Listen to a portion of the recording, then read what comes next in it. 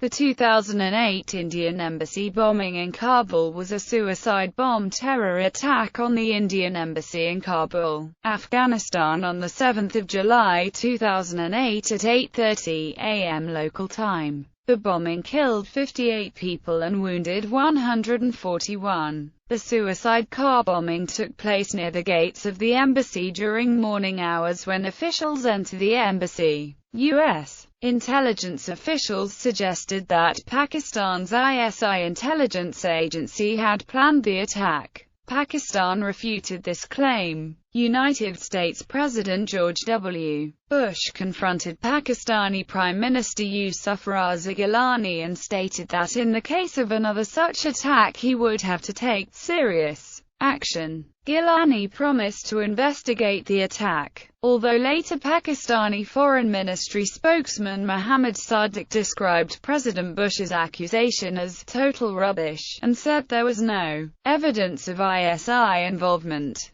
Background: during the United States-led invasion of Afghanistan in 2001, India offered intelligence and other forms of support to the coalition forces. After the overthrow of the Taliban, India established diplomatic relations with the newly elected democratic government, provided aid and participated in Afghanistan's reconstruction efforts through the construction of roads, railways, electricity transmission lines, schools and hospitals. Indo-Afghan relations strengthened in the wake of Afghanistan's persisting tensions and problems with Pakistan, which is widely believed to shelter and support the Taliban. Both India and Afghanistan also developed strategic and military cooperation against the insurgency. India pursued a policy of close cooperation with Afghanistan in order to gain friendly influence in Central Asia as well as to keep a check on Kashmiri militants that it claims are operating from the Afghanistan-Pakistan region. India also provides training to Afghan National Army officers and military personnel at its training institutions, including the National Defence Academy and the School of Artillery at Devlali. India has also helped Afghanistan in capacity building by training Afghan pilots and technicians in operating Russian-origin Mi-35 helicopter gunships. India is also a supplier of military parts for Soviet-era Afghan tanks and aircraft.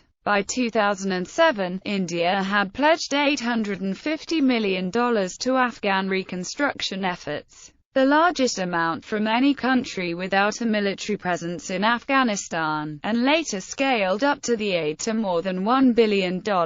India is currently the largest regional donor of humanitarian aid and reconstruction efforts in post-Taliban Afghanistan. About 3,000 Indians are estimated to be working on various reconstruction and developmental projects in Afghanistan, and they have often been subjected to attacks by Taliban insurgents. In November 2005, after an incident in which an Indian national was kidnapped and murdered, India deployed 200 soldiers of the elite Indo-Tibetan Border Police to provide security for Indian nationals and the projects supported by India. By 2008, ITBP's presence in Afghanistan was steadily increased to over 400 personnel. India's growing influence in Afghanistan has upset Pakistan and other pro-Taliban elements. The Times said in an editorial that with the United States and other NATO members unwilling to sustain long-term commitments to Afghanistan, the Taliban see India as the only regional enemy capable of resisting them. Other attacks on Indian interests. According to the New York Times,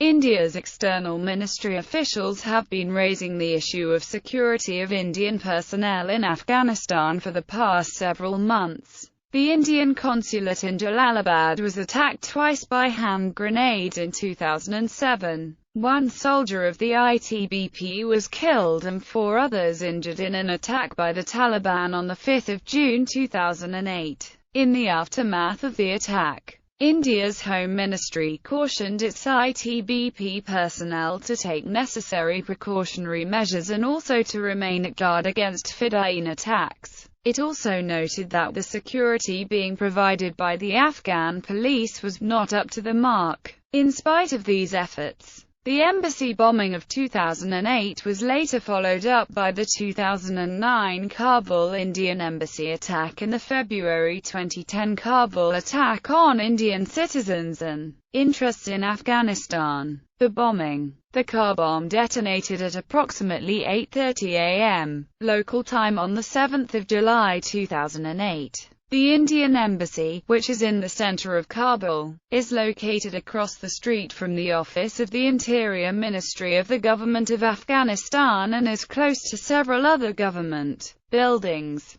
The bombing occurred on a busy, tree-lined street where people usually line up at the embassy gates to apply for visas to India. An explosive-packed Toyota Camry, driven by the suicide bomber, rammed into two Indian diplomatic vehicles entering the embassy and detonated. The gates to the embassy were blown off and the walls of some buildings in its compound were damaged. A plume of smoke and dust was seen rising from the center of Kabul city, and the explosion was heard several miles away. Several nearby shopkeepers also became immediate victims of the attack, and the nearby Indonesian embassy also suffered damage. Kabul police immediately sealed off the area. A statement released by the Afghan Interior Ministry said, "The initial findings of the ministry show that the main target of this attack has not been security forces like in most attacks but has been particularly planned to target the Indian embassy." There was immediate confusion and panic in the Indian embassy after the bomb blasts. According to a CNN reporter, a man who answered the phone at the Indian embassy abruptly hung up, saying, "We are not fine. All communications have been cut off." The Ministry of External Affairs of Government of India was reported to be in touch with India's ambassador to Afghanistan, Jayant Prasad. The Indian ambassador and his deputy were inside the building complex at the time of the explosion but were not hurt. Indian External Affairs Minister, Pranab Mukherjee, called for an emergency meeting of officials in Delhi after the bomb attack to review security arrangements. An anonymous person reported that rumors said the Indian embassy had previously received bomb threats. Casualties. Most of the 58 dead were locals and included two top Indian officials. Senior Indian Army officer Brigadier Ravi Dutt Mehta was entering the embassy gates in a car along with V. Venkateswara Rao when the attack took place. Both were killed in the blast. Indian casualties. Brigadier Ravi Dutt Mehta had been assigned a key role as defense attaché, serving as part of India's military training and logistical help to Afghanistan, and was posted in Kabul for 6 months. He was said to have a good relationship with Afghan Defense Minister Abdul Rahim Wardak. During his tenure in the Indian Army, which he commenced with the class of June 1976, he had gained experience in counter-insurgency operations in both Jammu and Kashmir and northeast India. It has been suspected that he was specifically targeted by insurgents, as he had a key role in training the Afghan military and was closely tracking links between the Taliban and Pakistan's inter-service intelligence. V. Venkateswara Rao was an Indian Foreign Service officer of the class of 1990 and was working as an Indian press counselor in the Afghan mission. Two Indian officers of the Indo-Tibetan Border Police, Ajay Pathanaya and Roop Singh, were also killed in the blast. An Indian Air Force Il-76 aircraft was sent to Kabul to retrieve the 4 bodies. Casualties from other states. 6 Afghan police constables were killed and 5 others sustained injuries. An Afghan Indian embassy employee by the name of Niamatullah was also killed in the blast. The 5 Afghan guards outside the Indonesian embassy were killed, and 2 Indonesian diplomats were injured in the attack. Investigations. Afghanistan's intelligence agency Rias-i-Amniyat-i-Milli, India's Research and Analysis Wing and the United States' CIA are reported to be scanning vast volumes of intercepted communications and questioning informants to find some clues. According to CNN IBN, Indian and Afghan agencies believed that the Pakistani Army's 324 Military Intelligence Battalion based in Peshawar had planned the attack on the Indian embassy and executed it in collaboration with either the Taliban or Al-Qaeda. Afghanistan's interior minister has stated that the suicide bombers were trained in Pakistan. India's ambassador to Afghanistan, Jayant Prasad, stated that, after reviewing the scene, the main target of the attack was believed to be the Indian embassy building. He also added that, considering the huge amount of explosives used in the attack, it was clear that target was not top Indian diplomatic officials but the embassy itself. Bomb scene review further revealed that the embassy guard killed in the attack had his hand on the closed gates.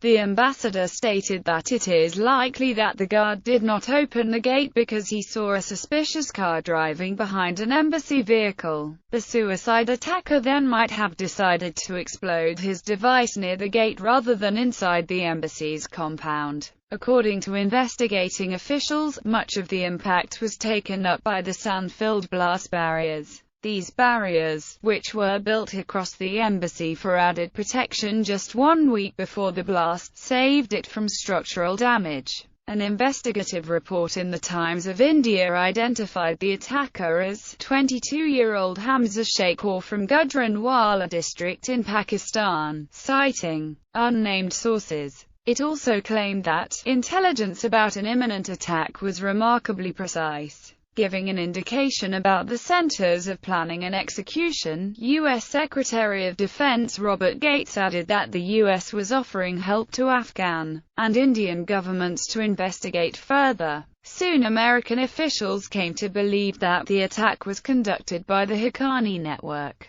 a Taliban group led by Maulavi Jalaluddin Haqqani from Pakistan. Pakistani Involvement. On 13 July, India stated their suspicions about the ISI's involvement in the attack. India's National Security Advisor M.K. Narayanan said, "We have no doubt that the ISI is behind this." On 1 August 2008, United States intelligence officials leaked a report to the New York Times that the attack was planned by the Pakistani intelligence service through the Haqqani network and Taliban. Their conclusions were based on intercepted communications between Pakistani intelligence officers and the perpetrators before the attack and the subsequent arrest of an ISI officer inside Afghanistan. CIA Deputy Director Stephen R. Capps had visited Islamabad before the attack to confront senior Pakistani officials with information about support provided by members of the ISI to militant groups.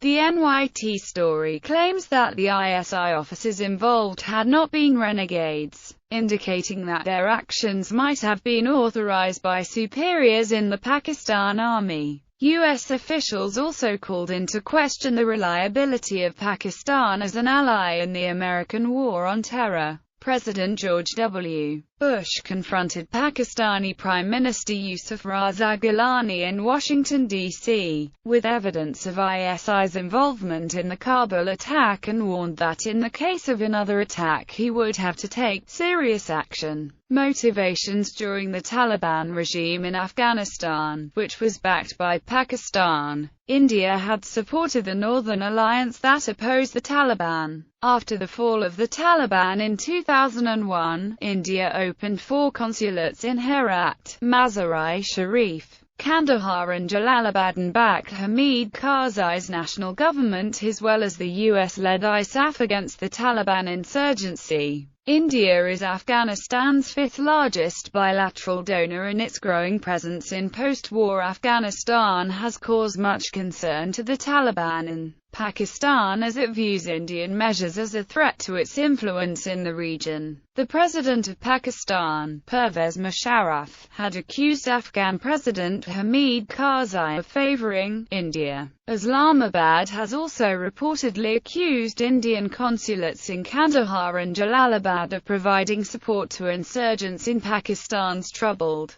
Balochistan region, a claim repeated by Urdu newspapers to conservative and hardline Islamic constituents in the Afghanistan-Pakistan region, coupled with Pakistan's old and documented animosity towards India. Analysts claim Pakistan had strong motives to target Indian nationals and their economic projects in Afghanistan. On 7 July 2008, Afghanistan's Interior Ministry claimed that the attack was carried in collaboration with a regional intelligence service, and added that the bombers received training in Pakistan. Afghanistan has in the past blamed its neighbor Pakistan and its intelligence service ISI for various terror incidents on its soil, denying its involvement in the attacks, a Taliban spokesman said in a statement. They send secret military experts to Afghanistan and they train the Afghan army. Had we carried out the attack, we would have claimed responsibility for it with pride since we have good reasons for it. The Taliban spokesman also implicated Pakistan instead and further stated that the attack had its roots in the regional Indo-Pakistan rivalry. On 8 July, Afghanistan stated that it had no doubts that the attack was carried out in collaboration with foreign intelligence agencies. Again an implicit reference to Pakistan's ISI. Prime Minister of Pakistan Yusuf Raza Gilani denied any involvement of ISI in the attack and also remarked that his country had no interest in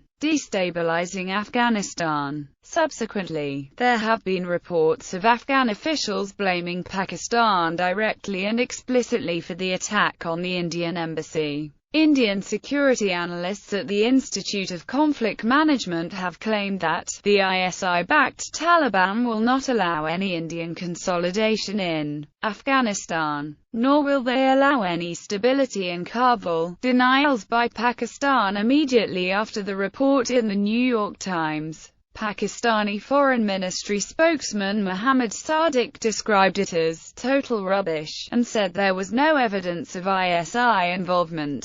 The foreign newspapers keep writing such things against ISI, and we reject these allegations. On 15 October, in an India-Pakistan bilateral meeting to address cross-border terrorism and ceasefire violations, Islamabad denied any role of the ISI in the 7th of July bombings. Pakistan's National Security Advisor Mahmood Ali Durrani denied involvement when asked to comment on reports alleging that ISI masterminded the Kabul blasts. It was also clarified that the Kabul bombings will be discussed in detail at the meeting of the Joint Anti-Terror Mechanism later the same month. On 23 October, it was reported that India had shared sensitive information with Pakistan that pointed towards the ISI's alleged complicity in the embassy bombing.